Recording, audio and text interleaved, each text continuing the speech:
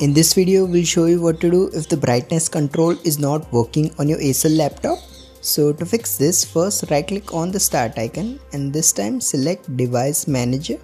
Now in the device manager window, first expand monitors. Now here right click on the first entry and then select disable device.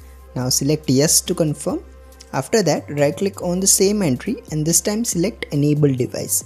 If you see multiple entries here, you will need to repeat this step for each of the entries. After that, go ahead and expand display adapters. Now here you might see AMD, Intel or Nvidia like me. It doesn't really matter, simply right click on the entry and then choose uninstall device. Now tick this checkbox and then select uninstall. After that, click on the scan for hardware changes option and see if the issue is resolved. However, if you still experience the same problem, head to the search menu and then type in edit power plan. Now select the first result that appears.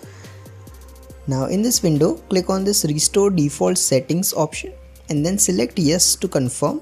After that, check if the brightness control is working. If it's still not working, right click on the start icon and this time select terminal admin from the list. Now in the terminal admin window, you'll need to type in sfc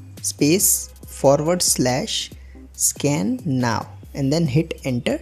Now simply wait for this command to run. After running this command, simply go ahead and restart your Acer laptop and your issue should be resolved. If you find this video useful, please don't forget to like and subscribe to Glitch Guru.